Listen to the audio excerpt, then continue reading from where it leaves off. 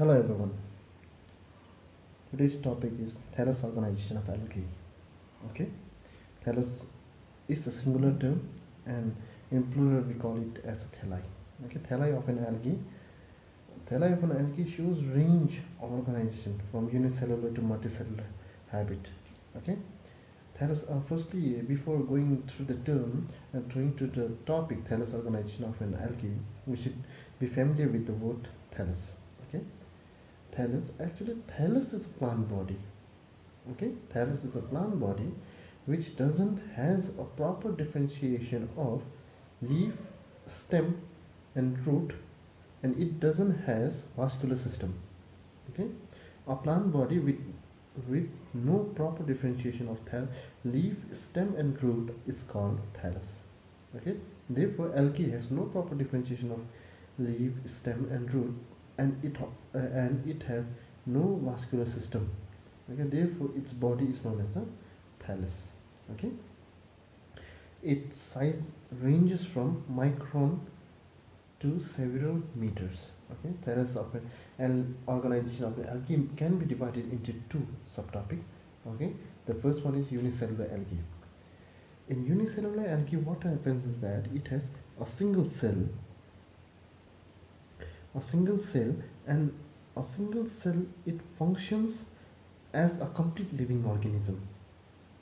Okay, it is of motile and non-motile type. In motile type, it is either of rhizopoidal form or flagellated form.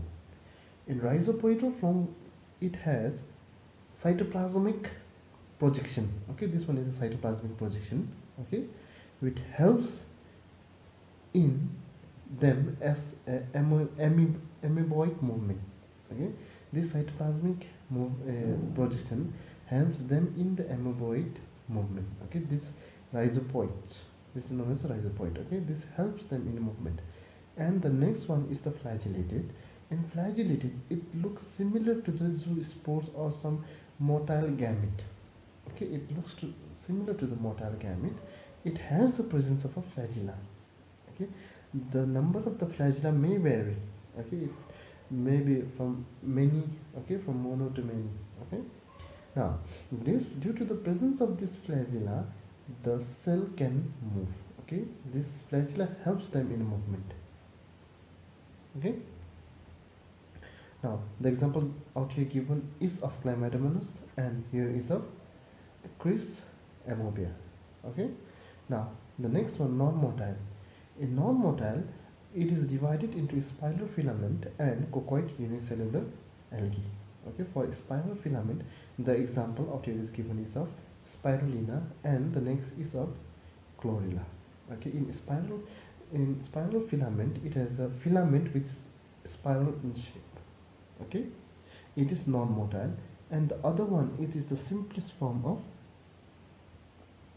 algae. Okay, simplest form of algae. It is given out here is of chlorella. Okay, now the next topic, this is the unicellular algae. Okay, it has two types, motile and non-motile. Now from here we move to the multicellular. Okay, in multicellular algae, thallus is mainly of four types. One is colonial, the next one is filamentous, next one is siphonaceous, and the parenchymatous forms. Okay, in outline, colonial there is a formation of colony. Filamentous, it has filaments.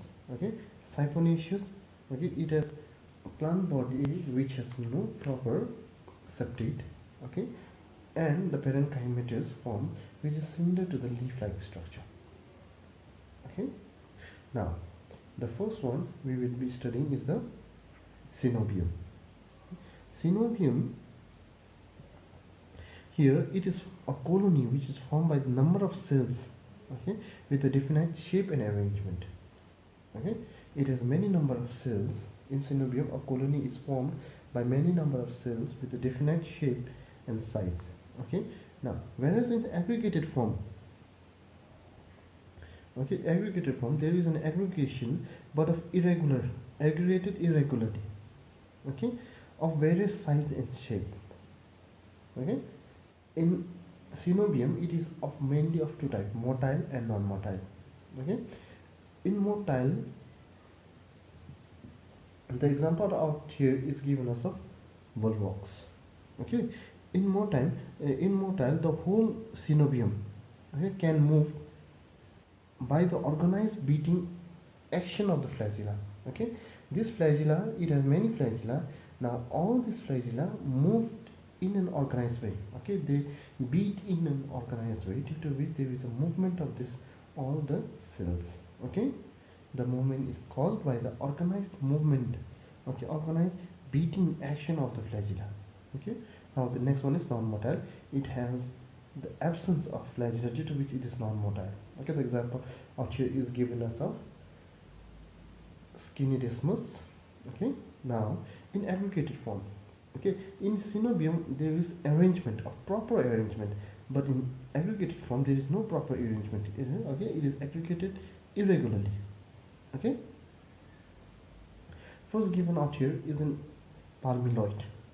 Okay, in palmilloid, mucilaginous, this outline, this all the background which you are seeing is a mucilaginous shape. Okay, in this mucilaginous shape, the cells, you can see out here a small dot one, a small dot.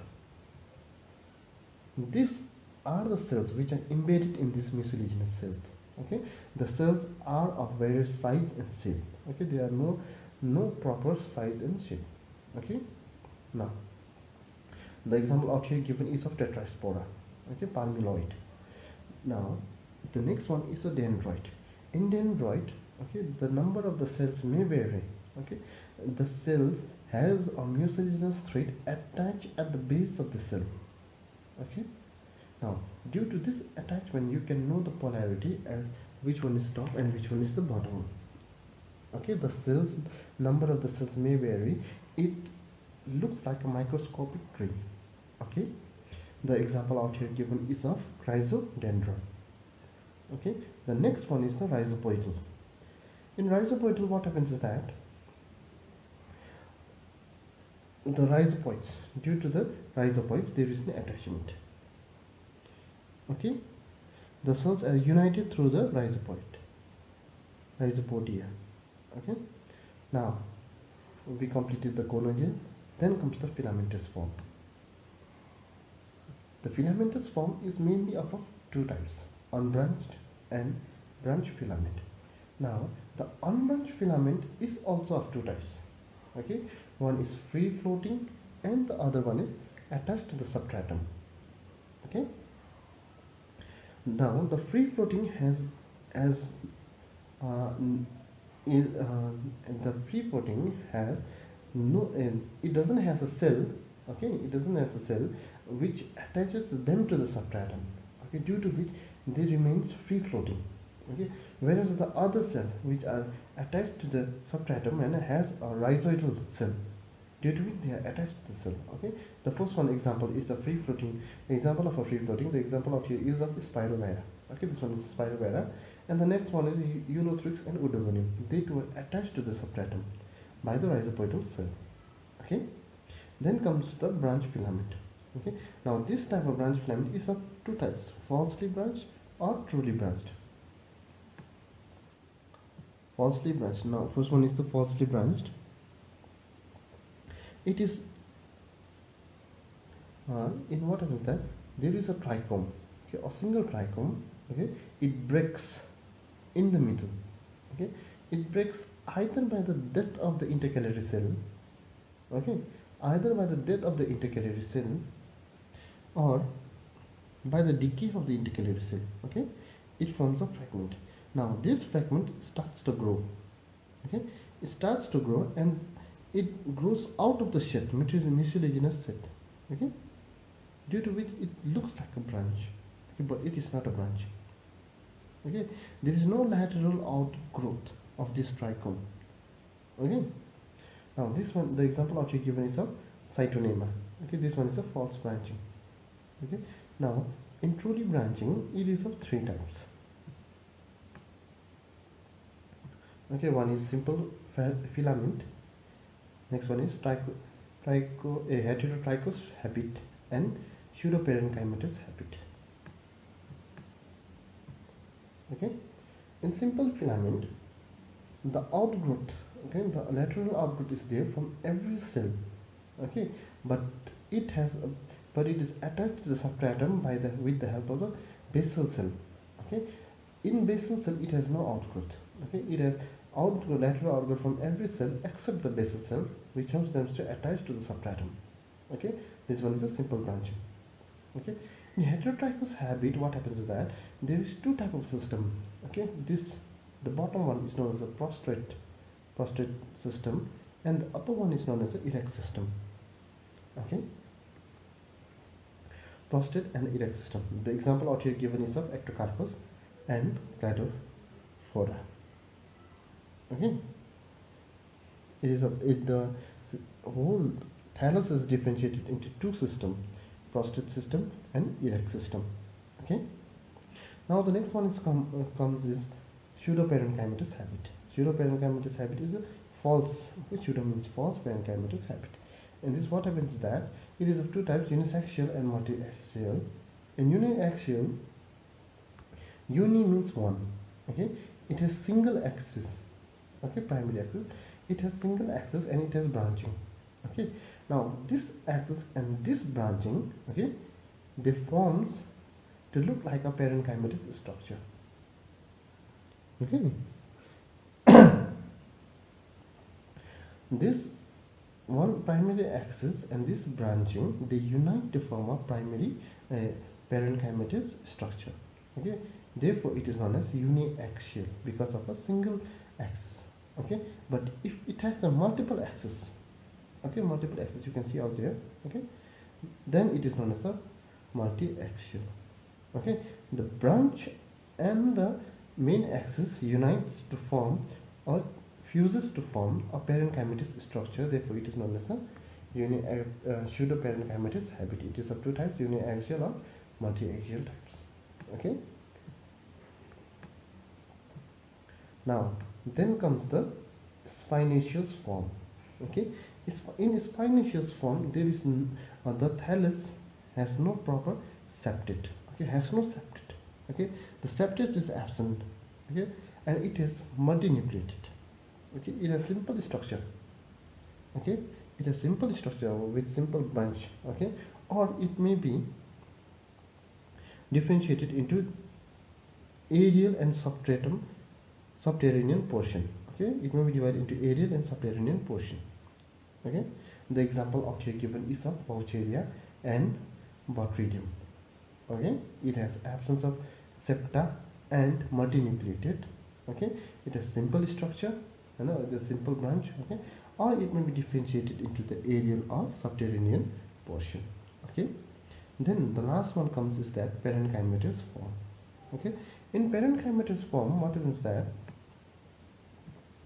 a filament, okay, a filament divide in multi-directional plane. Okay, a filament divides in multi-directional planes and forms a parenchymatous thallus. Okay, this one is a parenchymatous thallus. Okay, and ultimately becoming folious and flat. Okay, it may be folious and flat means it looks like a leaf-like. Okay, leaf-like structure.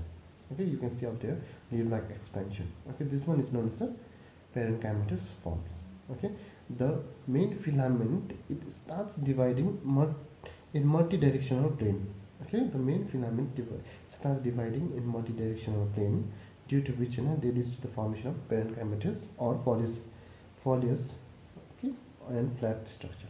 Okay, thank you.